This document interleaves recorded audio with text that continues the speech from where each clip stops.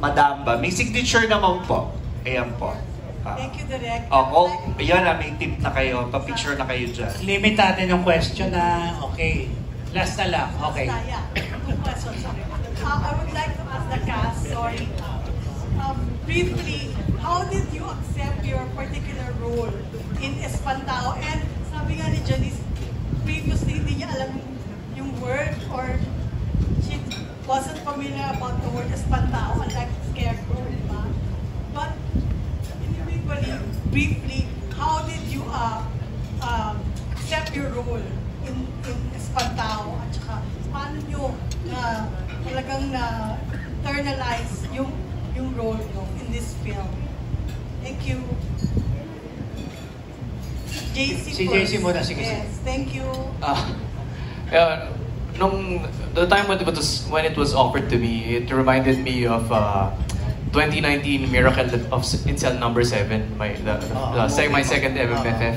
That I was with great actors, and now I accepted this project because I'm gonna be with great actresses. Okay. So, isa po, napakaswerte. So, it's easy. So, gusto ko po makatrabaho sila. Gusto ko makasama ako sa pelikula, nakasama sila. And it's actually a dream come true. So, napakaswerte ko. And yun lang naman po. Pero, so, doing the role, napakasarap. Napakasarap na trabaho ng lahat, ni Direk Chito and everything. So, I'm super swerte. Thank you, Miss Janice. Actually, nung nag-usap kami ni Attorney Joji over Messenger, ng gabing-gabi na. Sa Attorney? Gabing-gabi na. Sa tinalog niya sa akin, anong araw ang mga taping mo? Tapos na sinabi ko sa kanya, okay, kasi may project ako with Chito Ronyo. Type mo ba? Sabi ko, oo ba? Tapos the next thing I knew, nag-uusap na kami ni Popoy ng schedule, ng ano. So it was that easy, hindi na ako nagtanong ng role, hindi na ako, nung nakuha ko na lang yung script, tsaka na lang. Sabihin, I never even asked. Okay lang yun. Sometimes, the director itself, magiging reason na for you to accept. True. Sinabi ko ngayon, ha? Ganda na sinabi ko, ha? Bawian na. Iyan, may gusto ka sabihin o pwede sabihin? Nag-audition po ako para po dun sa role. Nung natanggap ko po yung script, pinasa ko po ng paulit-ulit po kasi po si Direk Chito po yun. Kilala mo ba yan? Kilala ko po siya, pero po first time ko lang po kasi makatrabaho po siya. Kaya po medyo kinabahan po ako at pinrepair ko po talaga ako. Pagilitan ka. Okay. Nagilitan ka? Hindi naman. Okay, natanong ko lang. Yes, Miss Shanda. One fortunate night, tinawagan ako ni Ricky Lee. Sabi niya, uy, nagme-message daw si Attorney Joji, hindi ka sumasagot. Sabi ko, wala ako natatanggap ng message. Sabi niya, uy, meron daw yung offer sa'yo, pelikula with Chito Ronyo. Sabi ko, wala pang nagtatanong sa akin. Sabi ko na, kasi I've been dying to work with him for a long time. It's been decades, no? So when Attorney Joji texted me and said, basahin mo itong script na to, and then tell me what you think. Oo, kaagad ako, and I didn't think, meron akong ginagawang teleserye, and at 71, maglalagari ba ako? Ay, bahala na si Lord sa akin, nagawa ko naman siya. And you're very good, di ba? Trailer pa lang, di ba? Yeah, I'm so fortunate to be blessed with this project at this point in my life. Pero kalaban mo, di ba? Yes. Kaya ko na rin, Dami, dala-dala. Well, ako kasi nasabi ko na kanina, when si Direk Chito, actually nag-message muna siya, nagpakilala siya, siguro nakalimutan niyang mag-pen number ko pa siya. Kuratsa ang tawagan namin. Okay. Sabi niya, hi, Judy Ann. Judy Ann pa yung tawag mo sa akin, di ba? Tingnan mo, di na maalala. Si Direk Chito Ronyo, ito may I call. Sinagot ko lang sa kanya, Kuratsa! Abay, oo naman. Tapos sinabi niya lang sa akin na, nangako ako sa'yo gagawa tayo ng horror, gawin na natin. Okay, go. Si Attorney Joji, ang producer, si Chris Martinez ang magsusulat. Okay ka? Okay, go. Tatapusin ko lang yung Bagman, okay lang ba?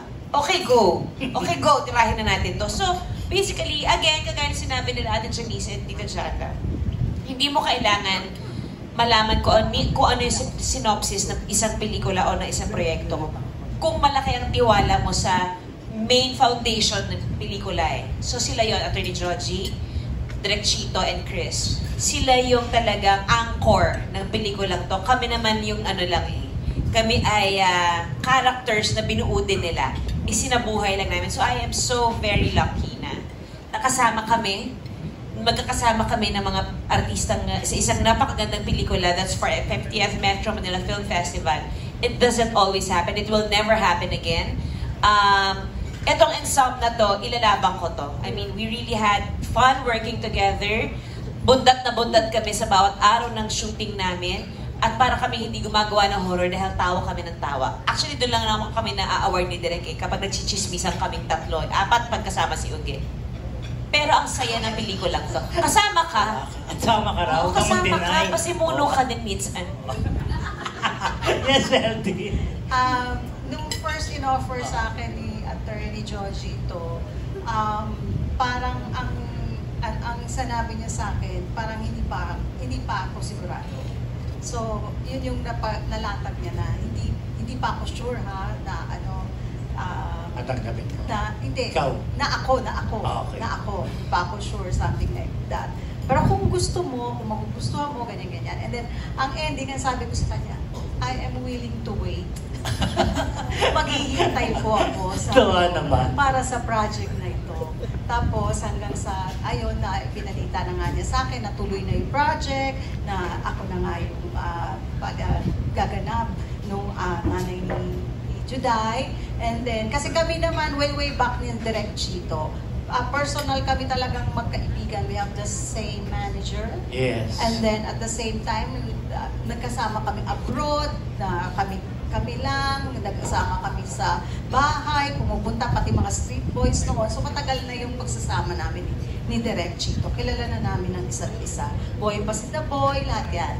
Kasama siya sa mga love stories and all. Yan. Ganun. Bawi ang portion na, di ba? Hindi na cycle lang yan, Direk. Di ba? Cycle yan. So yun. Kaya kung mahal niya kami, mahal din namin siya. Di ba ito mo? Di ba? Yes, ikaw na, Uge. Why will you say no to Chito? Di ba? Are you out of your mind?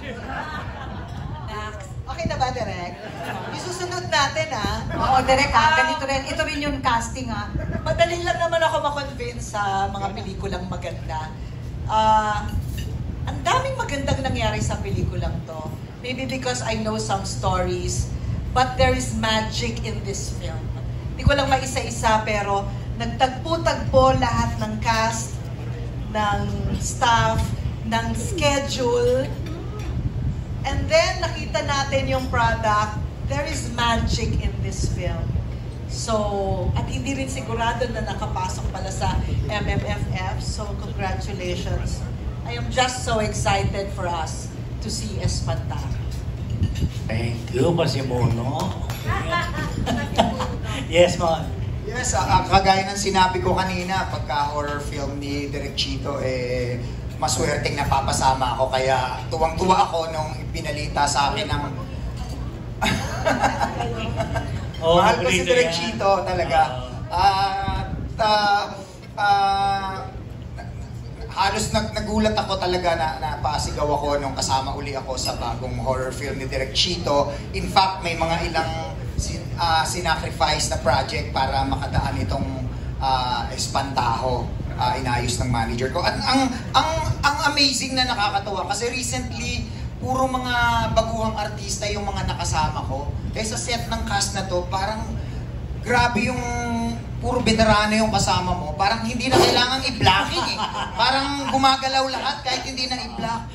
Kaya iba yung... At ang isang nakakatuwa, si Attorney Joji, nakaka-message ko.